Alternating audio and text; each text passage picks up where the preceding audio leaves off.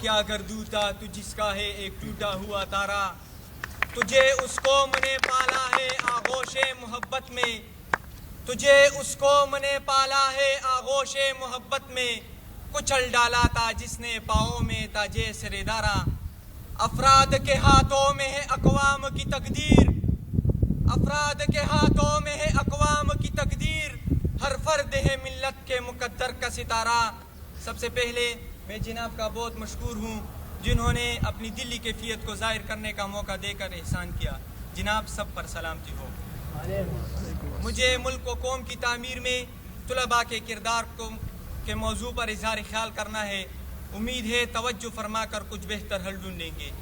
آج کے طلباء کل کے شہری، آج کے طلباء قوم کا مستقبل، آج کے طلباء قوم کی قسمت کے ستارے، آج کے طلباء چمنستانی زندگی کے مہکتے پھول، چہکتے بلبل اور لہکتے نونہال ہیں، جن کے ساتھ ہماری یہ امیدیں اور آرزویں وابستہ ہے۔ اگر یہ اچھے ہیں تو ہمارے ملک و قوم کا مستقبل تابناک، اگر یہ برے ہیں تو ہمارے ملک و قوم کا مستقبل تاریک۔ المختصر اگر ہمارے پاس کچھ ہے تو یہی طلبہ ہے، انہی سے اپنی قسمت کا اندازہ لگا لیجئے اور انہی کو سامنے رکھ کر اپنی مستقبل کی تعمیر و تخریب کا تخمینہ کیجئے۔ محترم سامعین، بکھرے ہوئے پھول کبھی گلدستہ نہیں بن سکتے، منتشر جواہرات کسی کے گلے کی زینت نہیں بن سکتے۔ ہاروں کے پیرونے اور پھولوں کے نکالنے کا کام ہی وہ اصل کام ہے جو کرنے کا ہے۔ ان طلبہ کی تربیت کا معاملہ بھی کچھ ایسا ہی ہے کہ اگر انہیں ان کے حال پر چھوڑ دیا جائے تو یہ جواہر پامال ہو جائے، اگر توجہ دی جائے تو تراش خراش کے بعد اس چمکدار ہیرے کی مانند ہے جس کی چمک آنکھوں کو خیرہ کر ڈالتی ہے۔ لہٰذا پوری قوم کی توجہ ان کی قیمتی ہیروں کی طرف مرکوز ہونی چاہیے۔ معزز حضرات، اس وقت ہماری یہ سب سے قیمتی دولت یہ طلبہ گلیوں اور بازاروں میں پامال ہو رہے ہیں، بے حیائی کے ساغر ان کے معصوم جانوں میں داخل کیے جا رہے ہیں، میڈیا کے ذریعے ان کی فطروں کو مسخ کیا جا رہا ہے۔ یہ پھول ہے مگر پاؤں تلے مسلے جا رہے ہیں، موتی ہے لیکن کیچڑ میں لت پت ہیں، ہیرے ہیں مگر کوڑیوں کے باؤ بک رہے ہیں، شاہین ہے مگر زاغ بنائے جا رہے ہیں۔ کیا اس سے بڑھ کر اور کوئی حادثہ ہو سکتا ہے؟ ہاں، لٹ رہا ہے کارواں پاسباں کہاں گئے، لٹ رہا ہے کارواں پاسباں کہاں گئے، قوم ہے محو فغاں رازداں کہاں گئے، کہتے ہیں اشک رواں مہرباں کہاں گئے، کہتے ہیں اشک رواں مہرباں کہاں گئے، اٹھتا ہے دل سے دھواں دل ستا کہاں گئے۔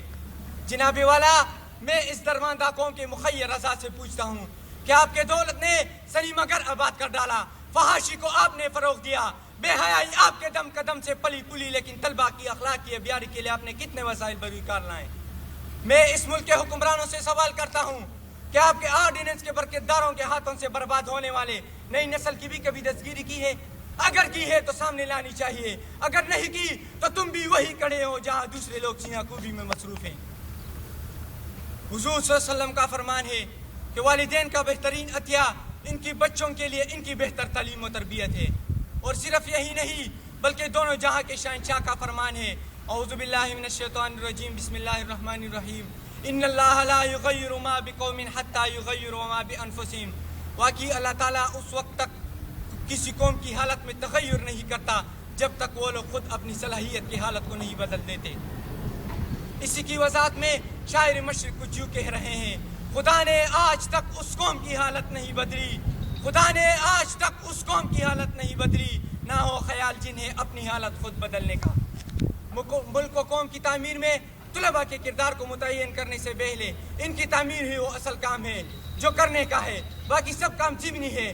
جس قوم کے پاس پختہ سیرت، اعلی اخلاق کے حامل اور محب وطن افراد موجود ہو تو دنیا کی کوئی طاقت اس کا بال بیکا نہیں کر سکتی۔ اٹھ کے اب بزمی جہاں کا اور ہی انداز ہے، اٹھ کے اب بزمی جہاں کا اور ہی انداز ہے، مشرق و مغرب میں تیرے دور کا آغاز ہے۔ یا الہی، ہر درد مند دل کو میرا رونا رلا دے، ہر درد مند دل کو میرا رونا رلا دے، بے ہوش جو پڑے ہیں شاید انہیں جگا دے۔